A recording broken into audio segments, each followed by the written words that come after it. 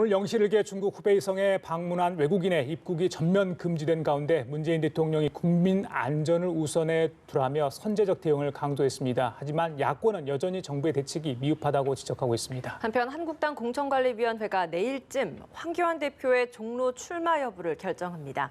정치권 소식들 김형주 전 국회의원, 이두화 전 국회의원 두 분과 함께 짚어보겠습니다. 어서 오세요. 안녕하십니까? 안녕하세요. 자, 신종 코로나 얘기 좀 하겠습니다. 이건 뭐 전 국가적으로 다뤄야 될 내용이기 때문에 저희들이 매번 이야기를 하고 있는데요. 문재인 대통령도 기회가 있을 때마다 계속 더 강한 주문을 하고 있는 것 같습니다. 오늘부터 후베이성 방문에 대한 입국 금지 조치가 시행이 됐습니다. 민주당이 이제 조금 더 지역을 좀 넓혀라 이런 여론이 있다 보니까 세 곳에서 다섯 곳을 좀 확대해야 되는 거 아니냐 이렇게 정부에 제안을 했다고 합니다. 한국당은 아예 뭐 중국인 출입 금지를 그러니까 금지를 막 해야 된다 이런 주장도 하고 있는데 오늘 싱하이밍 중국 대사가 기자회견을 앞서 했었어요. 역지사지를 해야 된다 이런 이야기도 했다고 합니다. 어떻게 보십니까? 뭐 앞서 이렇게 우리 그 출연하셨던 그 의사분, 전문가 잠시 말씀 나눴습니다만은 과거 메르스 사태 때 한국에서 문제가 생겼던 분이 중국에 들어갔을 때 중국 정부가 한 번도 한국 정부에 대해서 한국인을 들어오지 말라 이런 조치를 한 적이 없다. 이제 그렇기 때문에 지금 여러 가지 중국의 여러 루트 보니까 중국 지역 중에서도 보니까 흑룡강성도 있고 말하자면 광동성도 굉장히 우한하고 멀리 떨어져 있는 곳도 상당히 많은 피해가 있는데 사실은 확대하면 중국 전역이 다 커버를 해야 되는 시점입니다. 그런데 그럼에도 불구하고 실제적으로 이게 자칫 잘못하면 중국은 혐오증이나 정치적 공세로 가는 것은 매우 조심해야 된다고 보고 그 대신에 대통령께서 말씀하신 대로 선제적으로 정말 철저하게 우리 국민의 안전을 보호하기 위해서 보건을 보호하기 위해서 필요한 조치를 발빠르게 해야 되는 것은 맞죠. 그래서 민주당이 얘기한 대로 추가적으로 여러 가지 특히 절강성 지역이 많다든지 또 뭐 산둥 지역이 많다면 우리나라 접경 지역이 많기 때문에 실제적으로 공항뿐만 아니라 실제로 한국 부분도 좀 더 철저하게 할 필요는 있겠다는 생각이 들고요. 이제 그런 차원에서 이것이 철저한 검역, 철저한 안전 그것은 필요하지만 자칫 잘못하면 중국의 눈치 보냐 또 일부러 우한이란 이름을 넣는 것 이런 부분에 대해서 말하자면 국가 간에 있어서 신경전이 되지 않도록 조심할 필요는 있다 그렇게 생각이 듭니다. 외교도 중요하지만 이게 워낙 생명과 관련된 문제이기 때문에 좀 신중하게 다뤄야 되고 중국도 사실 한국의 조치를 좀 이해를 할 필요가 있어 보입니다. 지금 말씀하신 것처럼 아직 치료제가 완전히 개발되지 않은 거기 때문에 국민들이 불안할 수밖에 없거든요. 그리고 좀 전에 김 의원님이 말씀하신 것처럼 뭐 중국 혐오 이렇게까지 가서는 절대 안 되겠죠. 근데 지난번에도 제가 말씀드린 것처럼 이 그 명칭을 어떻게 하느냐 했을 때 국민들은 또 직관적으로 뭐 우한 폐렴 또 외신에서도 어떻게 얘기하냐면 차이나라는 표현을 써요. 여기 앞에. 그래서 차이나 코로나 바이러스 이런 말을 쓰기 때문에 그게 필요하다. 직관적으로 사람들한테 어디를 조심해야 되는지 알려주기 위해서 정보를 주기 위해서 그게 필요하다는 일부 의견도 있으니까 이 부분도 유념해야 될 것 같고요. 제가 이제 갑자기 약간 뜬금없이 책 얘기를 하자면 총균세라고 아마 일부 대학교에서는 이게 가장 대출이 많이 되는 대학생들이 많이 읽는 책 중에 하나인데 제로드 다이아몬드의 그러니까 문화 역사에 있어서 우리한테 가장 큰 영향을 끼친 게 총균세라는 게 아니에요. 그만큼 그 균이 여기에 들어가 있어요. 그러니까 이 전염병에 대한 인류의 어떤 그 무의식적인 공포는 어쩔 수가 없는 거예요. 그러면 이 부분에 대해서 일부러 통제하려고 하지 말고 이 부분에 대해서 불안감을 없애주기 위해서 정부가 노력을 하셔야 되죠. 그래서 좀 전까지 얼마 전까지 민주당에서 중국 혐오를 불러일으킨다고 입국 금지가 웬 말이냐 이러시다가 대통령께서 지금 일부라도 입국 금지 하자고 하셨잖아. 그러니까 민주당 일부에서는 후베이성뿐만 아니라 광둥성, 저장성까지도 이제 검토를 해보자 이런 얘기를 하게 되는 시점이니까요. 이 부분도 좀 선제적인 조치 대통령께서 말씀 좋아하시니까 이 부분도 고려해 주시고요. 메르스 사태 때 중국에서 우리 국민들에 대해서 이제 입국 금지를 검토하지 않았다 이러는데 메르스는 우리 우리나라에서 발생한 전염병이 아니에요. 메르스라는 표현에 들어가 있다시피 중동에서 발생한 병이죠. 그러니까 우리가 그 원래 발생지가 아니니까 우리를 그렇게 안 했죠. 근데 이건 우한 폐렴이에요. 우한, 중국에서 발생한 거니까 이 중국 국민에 대해서, 중국인에 대해서 저희가 좀 더 이제 그 선제적이고 과감한 조치를 취하는 게 국민들이 바라는 걸 수도 있고요. 그래서 예. 이 부분 좀 배려를 해주셨으면 합니다. 예, 정부 차원의 선제적 대응도 필요하고 국회 차원에서 할 수 있는 일은 또 해내야 하지 않을까라는 생각이 듭니다.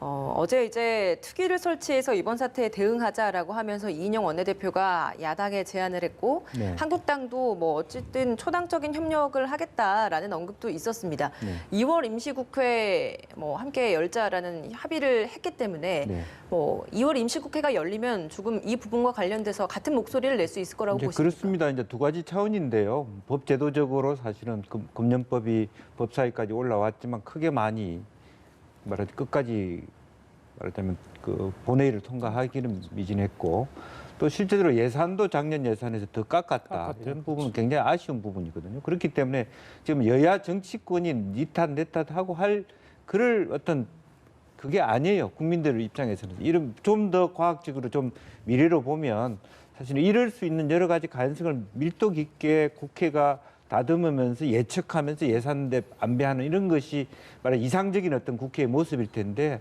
반낮 쟁론하다가 중요한 어떤 국민의 안전과 관련된 부분을 제도적으로도 말해 법을 만들어내지 못했고 또 여러 가지 어떤 지역과 연동되는 다양한 부분이 있기 때문에 지금이라도 빨리 국회를 열어서 그동안에 국민에게 반성하는 뜻에서라도 마지막 마무리, 갈무리 예. 차원에서 법 제도적인 또 예산적인 추가 필요한 부분을 지금 검역할 수 있는 그런 사람들도 사실은 모자라는 판이고 또 소위 좀 다른 얘기입니다만 외상센터도 지금 저렇게 이국정 교수 부분도 난리가 나 있고 이런 것들을 국민들에게 조금 더 안심시킬 수 있는 체제로 가기 위해서라도 조속히 빨리 만들어져야 된다고 예, 생각합니다. 국민 안심 이야기를 하니까 마저 질문을 드릴게요. 어제가 문재인 대통령 취임 1000일이었다고 합니다.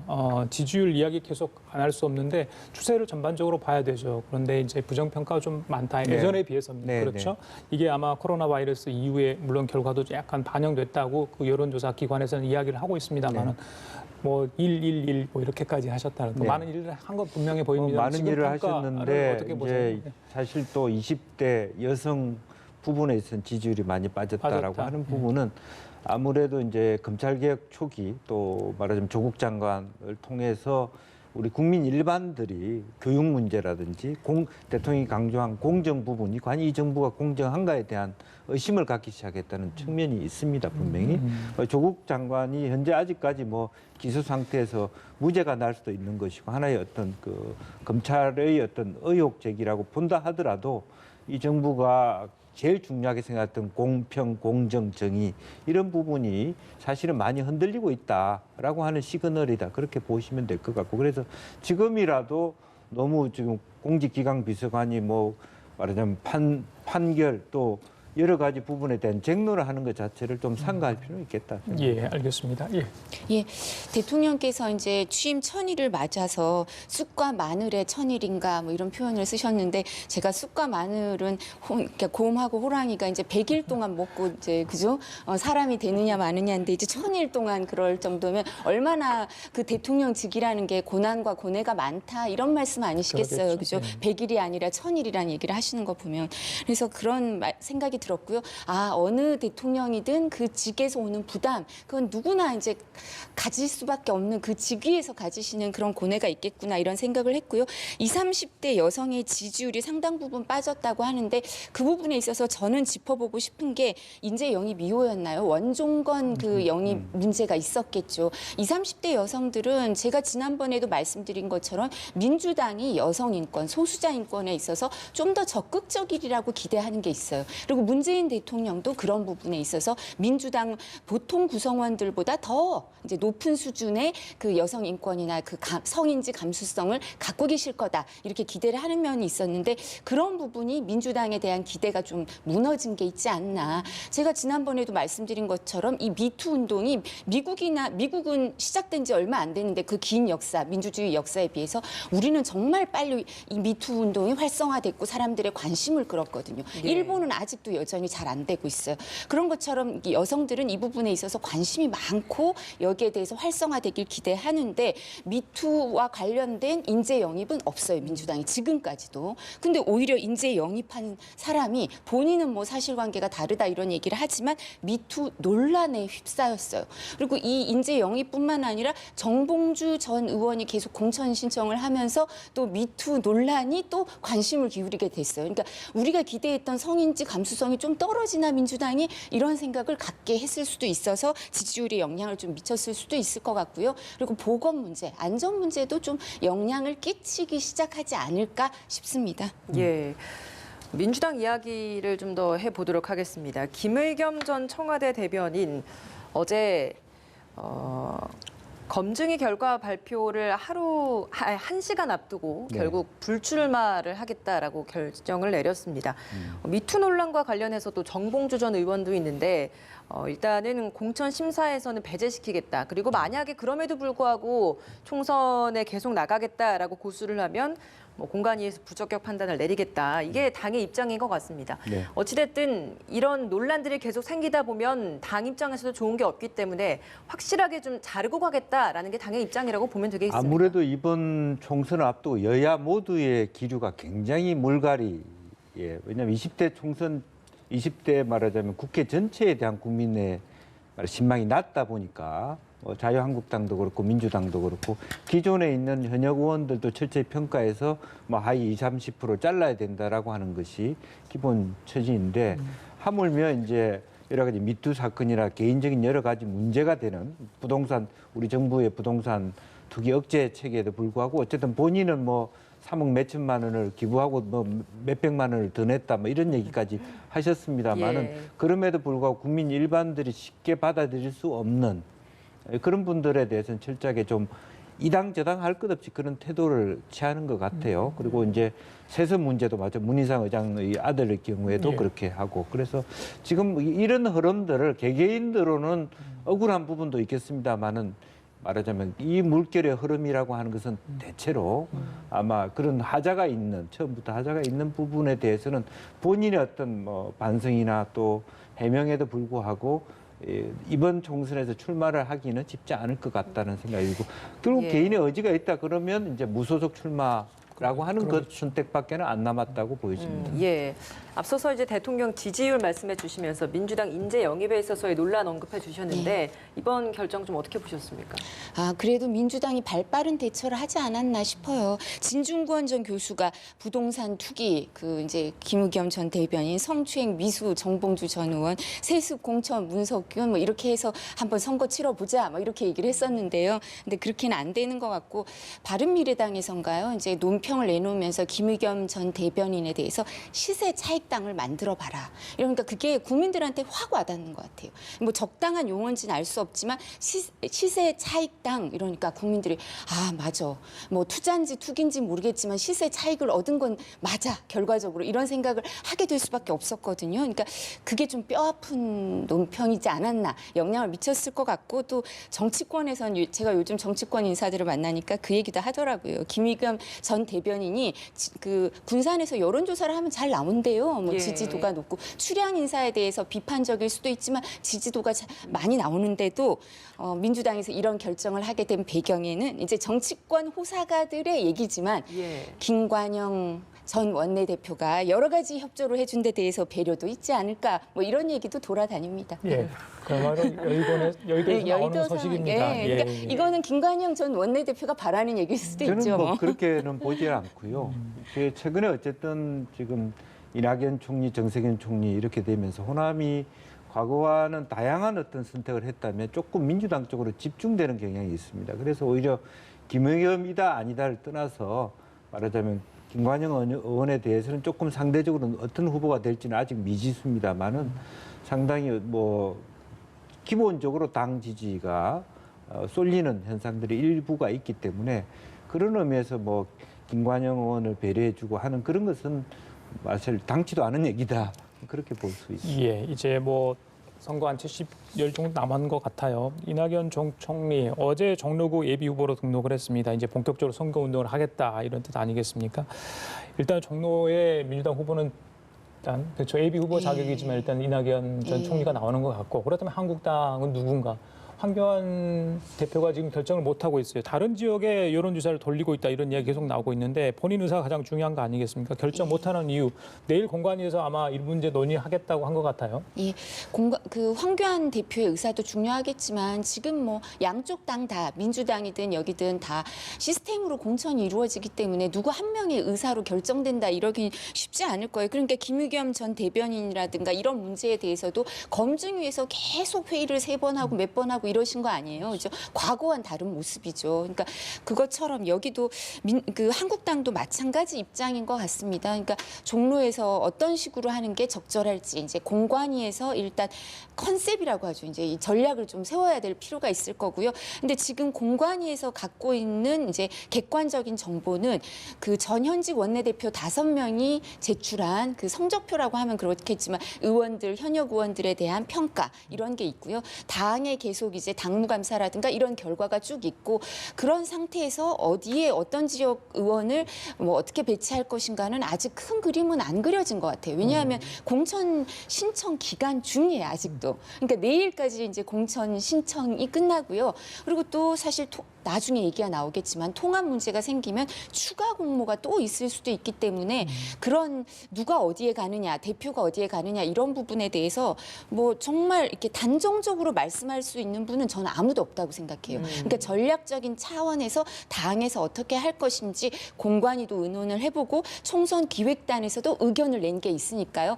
그런 차원에서 뭐 여론조사를 했는지 안 했는지 저는 사실 그거는 설이지 아까 그 김관영 의원의 설에 대해서 제가 말씀드린 것처럼 아직 확인은 안 되고 있어요. 그래서 이런 부분은 자료를 얻기 위해서 이제 여의도 연구원에서 지금 현역 의원들에 대해서 내일부터 여론조사를 돌린다는 거거든요. 그러면서 여러 가지 자료가 쌓이면 공관위에서 결정할 때가 되면 전략 전술적인 차원에서 결정을 내리게 되지 않을까 싶습니다. 지난달 3일인가요? 그 장외 집회에서 수도권 험지 출마 얘기를 황교안 대표가 했거든요. 네.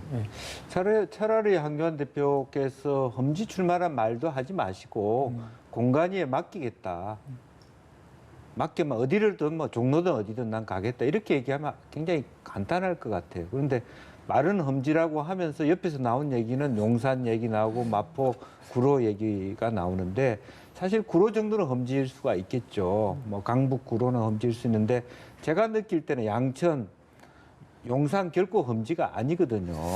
이제 그렇기 때문에 본인의 뜻이 어디 있는가 말은 뭐 험지라고 얘기해놓고 살아남을 궁리를 하고 있는 거 아닌가 이런 어떤 비아냥거리가 될 수 있는데 아예 차라리 처음부터 공관위원장님한테 맡기겠다 이렇게 되면 되는데 그러면서 또 공관위원장님하고는 기싸움을 하세요. 뭐 혹시나 공관위가 엉터리로 잘못된 공천을 할 경우 뭐 이런 얘기를 하시니까 또 서로에 대한 어떤 김영우 위원장하고의 뭐 또 기싸움을 하고 계시는 거 아닌가 싶습니다. 그래서 지금 상태에서는 물론 뭐 여론조사상으로 뭐 50몇 대, 20몇이라고 하지만 사실은 저는 이 정당 지지율이 서서히 비슷해지는 거와 마찬가지로 선거가 가까이 되면 종로도 결코 황교안 대표가 뭐 이렇게 많이 진다고 볼 수 없고 이길 수도 있다고 보여지기 때문에 실제로 좀 큰 마음으로 두벅두벅 당이 살 수 있는 그런 전략적인 구상을 해봤으면 좋겠다. 오히려 참모들이 문제다. 저는 그렇게 생각합니다. 그 거물급 인사가 나오는 지역구에 오히려 굉장히 신선한 청년 후보나 신인급 후보를 내세우는 경우도 있잖아요. 이번에 종로에 그럴 가능성은 없겠습니까? 여러 가지 가능성을 열어두고 있는 것 같습니다. 좀 전에 김 의원님께서 이제 살아남으려고 노력한다 이런 표현을 쓰셨는데 이제 그건 좀 부적절한 것 같은 게 이제 황교안 대표 입장에서는 국회의원을 이번에 하느냐 마느냐 그게 그렇게 중요하진 않아요. 지금 본인이 벌써 당 대표시기 때문에 그런 부분에 대해서 고민이 이제 내가 꼭 국회의원을 해야겠다 뭐 이런 고민이 뭐 그냥 일개 뭐 초선 재선 일개란 표현은 적절하지 않죠. 국회의원들의 한테는 그런 고민이 있을 수도 있어요. 선수를 좀 쌓아갈 필요가 있다. 근데 대선 주자급은 내가 국회의원을 한 번 하느냐 마느냐가 그렇게 커리어에 있어서 중요할 수는 없을 것 같기 때문에 그런 문제가 그렇게 고민이 깊을 것 같지는 않고요. 그리고 이제 험지 출마 이런 얘기를 하시는 거는 공관위에서 좀 더 자유롭게 결정을 하기 위해서 여러 가지 가능성을 오히려 열어두는 것 같아요. 이제 공관위원들을 따로 만나서 막 얘기를 하시는 건 부적절해 보이잖아요. 그러니까 의사를 공개적인 수단으로 전달하는 거죠. 자유롭게 그 당의 필승, 총선 필승을 위해서 내가 어디든 필요하다면 전체적인 전략 전술에서 전략을 짜고 거기에서 필요한 자리를 이렇게 가라고 하면 가겠다. 이런 입장이 신 것 같고요. 그런 입장을 밝히신 것 같고 공관위원장님하고 이제 대표님하고 사이가 저는 이렇게 보기와는 다르다고 생각을 해요. 기본적으로 어떤 게 있냐면 지금 이제 공관위원장의 구성에 대해서 당 내부 또는 이제 공천 신청을 하시려고 하는 분들 중에는 우려를 하시는 분들도 극히 일부가 있을 수 있어요. 왜냐하면 중도적인 색채를 띠고 있다 이렇게 생각하시는 분들도 있거든요. 그리고 통합을 너무 지향하는 것 같다 이런 걱정을 하시는 분들도 있기 때문에 그 부분에 대해서 이제 좀 위로하고 이제 우려를 불식시키기 위해서 최고위원회도 일정 부분 역할을 하겠다. 왜냐하면 당의 당원 당규에 따라서 공관위는 공관위의 결정 사항과 권한과 의무가 있고 최고위원회는 최고위원회의 권한과 의무가 있거든요. 그 부분을 확인하신 거라고 봅니다. 예. 알겠습니다. 하나만 더요. 그 양정철 민주연구원장이 임종석 전 대통령 비서실장에게 호남 지역 선대위원장직을 맡아달라고 요청을 했다고 합니다. 최근에 검찰의 피의자 신문으로 출석해서 조사를 받고 나오기도 했는데 뭐 종로 출마 얘기는 이제 조금 어려운 상황이 된 것 같고요. 다시 지난번에 했던 말을 번복하면서 그러니까 선거에 어느 정도 일정 정도 그러니까 출마는 하지 않더라도 지원을 할 수 있다는 얘기는 계속 나온 것 같습니다. 호남 지원설 그 부분은 어떻게 보십니까? 그 윤호중 사무총장 말에 의하면 좀 앞서간 부분이 있다 이렇게 얘기를 하고 있고요. 과연 지금 아까도 제가 그런 말씀드렸습니다만 지금 호남에 굳이 별도의 선대위원장이 필요하냐 말하자면 그 소위 현재 뭐 검찰 출두를 앞두고 있는 임종석 전 비서실장이 호남 선대위원장을 맡아야 될 이유가 있는지 저는 좀 오히려 수도권을 보완한다든지 그러면 모르겠습니다만 누가 되든 간에 좀 무슨 광진에 누가 되는 사람을 도와준다든지 어떤 그런 측면에서 저는 뭐 당의 역할을 할 수 있다라는 부분은 열려 있습니다만은 실제로 뭐 선대위원장직을 만든다라고 하면 이광재 지사의 경우도 마찬가지로 당장 지역구 출마까지 논의가 될 수 있는 부분이 가기 때문에 과연 그 부분이 극히 뭐 지금 그런 정도로 호남이 민주당이 선대위원장을 말하자면 맡아야 될 정도는 아니다. 저는 그렇게 생각이 좀 그건 유연하게 좀 볼 필요가 있겠다는 생각이 그러면 듭니다. 호남 지역 선대위원장은 아니더라도 어찌됐든 이번 총선에서 일정 부분 역할은 할 거다라고 보신다는 거네요. 이제 그것은 이제 당이 생각하는 나름대로의 선대위 구성이나 원칙이나 전략이 있을 수 있겠습니다. 그런데 제가 봤을 때 이게 말하자면 임종석이라는 비서실장이 역할을 하는 것이 이익이 될지 아예 안 하는 것이 이익이 될지는 저는 좀 고민이 될 거라고 보여집니다. 근데 이미 당 차원에서는 이런 제안을 했다라는 것들은 역할을 했으면 좋겠다라는 건 결정 난 부분 아니겠습니까? 예, 저는 또 양정철 민주연구원장이 얘기했다는 거 이 부분에 이제 주목해야 될 게 아닌가 싶은데요. 제가 아까도 이제 김의겸 전 청와대 대변인을 이제 그 부분에 대해서 여러 가지 이제 전화를 해주신 분들 얘기도 흘러다니거든요. 이제 여의도에서 그런 것처럼 사실 이제 그런 결정을 할 때 고민이 깊었을 거예요. 이제 워낙 출마 의사가 강한 분들을 이제 검증위에서 여러 가지 뭐 불출마 권유를 한다든가 이런 게 어려움이 있었을 텐데 그런 데에서 이해찬 대표라든가 양정철 민주연구원장이 저희 정치권에서 쓰는 표현인데 그립이 센 거죠. 그러니까 이 부분에 있어서 이제 본인들이 원하는 방향으로 그리고 아까 김 의원님도 말씀하신 것처럼 여론을 읽어가며 여론을 좀 반영시키기 위해서 공천에서 노력을 하고 있는 걸로 보여요. 그리고 일정 부분은 저희도 성과가 있다고 인정을 하고 있어요. 그래서 그 양정철 민주연구원장이 임종석 전 대통령 비서실장에게 호남 얘기를 하는 거는 호남이 지난번 선거에서는 정말 민주당에선 뼈아픈 패배가 있었던 지역이죠. 그러니까 이 부분에 대해서 이제 권토 중례를 하기 위해 노력을 하겠다 이런 생각도 있고요. 그리고 저희 생각에는 임종석 전 비서실장 그리고 이광재 전 지사 이런 여러 가지 그리고 이낙연 전 총리 이런 그 대선 주자급 차기 후보군에 대한 정리도 좀 있지 않나 뭐 이런 생각도 들더라고요. 예. 자, 이번 총선은 준연동형 비례대표제가 일부 이제 가미돼서 시행이 되죠. 그렇다 보니까 비례형 위성정당이 이제 만들어졌습니다. 한국당의 이름은 미래한국당이죠. 그런데 이 총선에 불출마를 선언했던 한성교 의원이 이 대표를 맡는다고 합니다. 황교안 대표가 직접 제안을 했고 이걸 받았다. 그래서 공식 추대를 내일 창당돼서 할 예정이다. 여기까지 나왔습니다. 근데 민주당은 이 부분이 위법한 상황이다. 그러니까 정당에 이제 불출마까지 한 사람을 그쪽에서 당 대표로까지 권유하고 강제로 이렇게 당을 옮기도록 한 부분이 위반이다. 오늘 뭐 고발 조치를 한다는 이런 얘기가 나오는데 어떻게 보십니까? 어제 당직자들이 이런 부분에 대해서 막 검토를 하고 이런 얘기를 저도 전해 들었는데요. 근데 기본적으로 민주당에서 얘기하는 건 정당법 위반. 그러니까 정당을 탈당하거나 당적을 옮기는 거에 대해서 강요 행위가 있었을 때, 그래서 강요가 있었으니까 정당법 위반이다. 그리고 위계에 의한 공무집행 방해다. 뭐 이런 얘기를 하고 계시는 것 같은데, 저는 이 정당법과 위계에 의한 공무집행 방해가 유죄로 인정될 가능성은 거의 없다고 생각해요. 뭐 법조인들은 100%라는 말을 안 쓰니까 그런 건데요. 첫 번째 이제 정당법 위반과 관련돼서는 강요라는 표현이 이제 있거든요. 그러니까 억지로 하게 해야 되는 거예요. 정당에 그 당적을 이전하는 게. 근데 권유는 하실 수도 있죠. 이 사람한테도 저 사람한테도 권유를 할 수 있지만 지금 이분들이 불출마 선언을 하신 분들인데 이분들한테 무슨 수단으로 강요를 하겠어요.